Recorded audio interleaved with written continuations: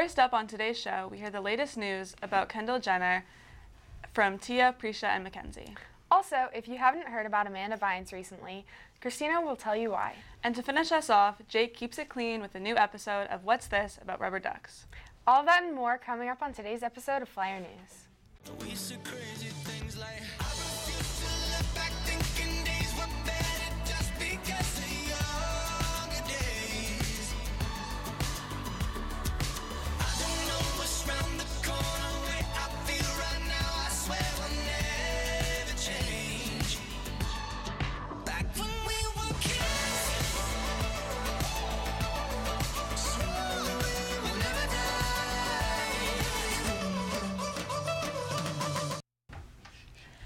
Good morning, FHS, and welcome back to Flyer News. It's March 16th, and today is a day 4 with periods running A, C, D, E, F. I'm Talia Goldvasser. And I'm Chloe Mills. Personally, I never stay up to date on entertainers. And actually, I don't really watch the news either. Me neither, but I heard recently that one of the Kardashians is currently being sued. Huh. Yeah, I heard that too. Let's go to Tija, Mackenzie, and Prisha with more on the story. One of the highest paid supermodels, Kendall Jenner, is being sued for $1.8 million. She allegedly failed to attend a photo shoot for Lou Jo, an Italian fashion house. This decision comes after she failed to attend the second of her 2 planned photo shoots for which she was set to be paid over $1.5 million. However, the second photo shoot was initially set to take place in London in March of 2020. It had to be pushed back due to the COVID-19 pandemic and travel ban. Kendall ceased responding to urgent messages and communications on numerous occasions when the fashion brand tried to confirm and reschedule a date for the shoot. The brand was also eventually later forced to find a replacement model and restructure the entire spring/summer photo shoot because it was a great expense. The company had already paid her in February of 2020, and now the brand is claiming that it has yet to receive a refund and is seeking $1.8 million in damage. A legal complaint is being filed against her in the U.S. District Court in Manhattan. She is facing this complaint for not being able to fulfill her obligations to the modeling agency. This is Tija, Prisha, and Mackenzie reporting for Flyer News. And let's take it back to the desk. If you don't remember Amanda Bynes, that's a real shame because she's so cool. She's the man. Yeah, if I had to take a test about her, it'd be an easy A. And I could tell you that I'm not a huge fan, but that would make me a big fat liar. You know what a girl wants? To hear about the possible end of Amanda Bynes' conservatorship. Here to tell us all about it is Christina. Amanda Bynes, the beloved 35-year-old actress known for early 2000s hits such as The Amanda Show and She's the Man, is fighting to get out of a 9-year conservatorship. In the summer of 2010, we saw that she deleted social media, participated in many car accidents, had drastic change in behavior and appearance, and was arrested for the criminal possession of marijuana, tampering with evidence, and reckless endangerment. The breaking point, though, was when Amanda was hospitalized in 2013 after lighting a fire in her neighbor's driveway, and was later diagnosed with bipolar disorder. Unfortunately, child stars acting out or struggling with their mental health is not uncommon. The pressure of being in the spotlight at such a young age causes large psychological effects.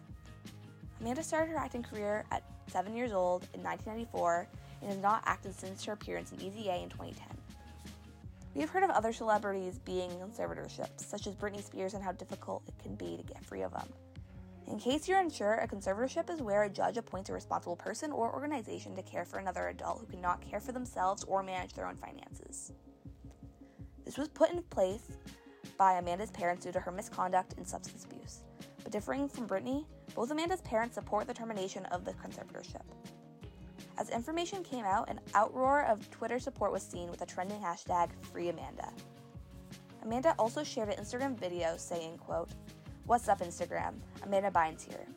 My court date is coming up in 2 weeks. I want to thank you all so much for your love and support. Peace out," end quote. She said this before throwing up a peace sign. Also on this post, she tagged multiple news outlets, left the comments off, and has since deleted the post. Amanda has shown growth as she graduated from Fashion Institute of Design and Merchandising in 2019, while also being in inpatient treatment. Regarding her conservatorship, the judge has extended it until 2023, and we'll see what the result will be. On Tuesday, March 15th, the Senate passed a bill that would make daylight savings time permanent. The vote was unanimous, but it still has to pass in the House of Representatives before it can go to the president. According to supporters, if the bill was passed, it could let children play sports later, reduce seasonal depression, prevent car crashes, and support businesses. Those who oppose the bill argue that it would force children to leave school in the dark, which would be too dangerous. Many territories already don't observe daylight savings, including American Samoa, Guam, Puerto Rico, the Virgin Islands, Arizona, and Hawaii. A recent study shows that Massachusetts is the most expensive state to have a baby. Body Nest, the company conducting the study, compiled childbirth costs, rent increases, and infant child care costs for every state to come to the conclusion that Massachusetts, in total, is the most expensive. Massachusetts has the highest child care costs at almost $21,000 a year, with high numbers for both other categories. Close behind the Bay State is California, followed by Alaska, Connecticut, and New Jersey. The least expensive states included Alabama, Mississippi, Kentucky, Arkansas, and Louisiana. Hey Talia, I have a joke for you. What do you get when you put a bunch of rubber ducks in a box? I don't know, Chloe, what? A box of quackers. Speaking of rubber ducks, Jake has prepared a video explaining the origin of them. Welcome back to another segment of What's This?, where we'll explore the unique origin of ordinary objects that you encounter every day. My name is Jake Cahn, and today we'll be taking a look at something squeaky, rubber ducks.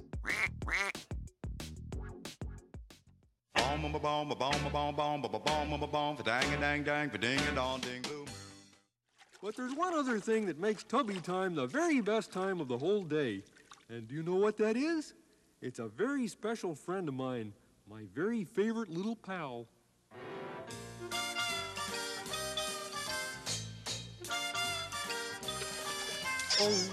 When chemist Charles Goodyear invented vulcanized rubber in the late 1800s, he laid the groundwork, unwittingly I'm sure, for the rubber ducks that generations of children and adults have fallen in love with. One important attribute of vulcanized rubber is that it is waterproof, making it perfect for a floating bath time toy. The first rubber ducks were heavy, dense toys and were not designed to be used in water. The original purpose of rubber ducks was to be chewing toys, not only for dogs but also for young teething babies. Unfortunately, the tough vulcanized rubber proved harmful to the teeth of young children. It wasn't until the 1930s that inventors considered creating rubber ducks as bath toys. In 1931, Eleanor Shanahan patented a design for a rubber duck that would help parents convince their kids to go in the tub. The rubber duck could sit above or below the surface of the water, and holes in the rubber duck caused water to spray out so that kids could play fun pranks with their rubber ducks while being bathed. Disney in 1938 worked with Cyberling latex products to produce a Donald and Donna, who later became Daisy, rubber duck toy. Prominent sculptor Peter Jennings patented the famous yellow and orange rubber duck in 1947, and it was an immediate international success. The legendary rubber ducks reached a new level of fame when the Rubber Ducky song, performed by Ernie on Sesame Street, hit number 11 on the Billboard charts in 1971. Today, rubber ducks have merged with our favorite athletes, actors, and film characters to create an adorable and unique army of the yellow and orange creatures. And I'm lucky that you're mine. Rubber ducky, I'm like a whole pond of. Rubber ducky, I'm awfully fond of you. This has been Jake Cahn with What's This? I'll catch you next time. Unfortunately, we've reached the end of today's episode of Flyer News. You can rewatch this broadcast again at 5 and 7 o'clock on channels 8 Comcast, 15 RCN, or 41 Verizon Fios.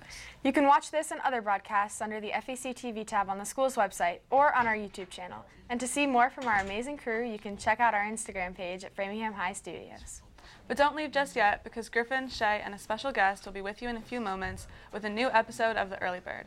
For Flyer News, I'm Talia Goldvasser. And I'm Chloe Mills. Have a worthwhile Wednesday, FHS.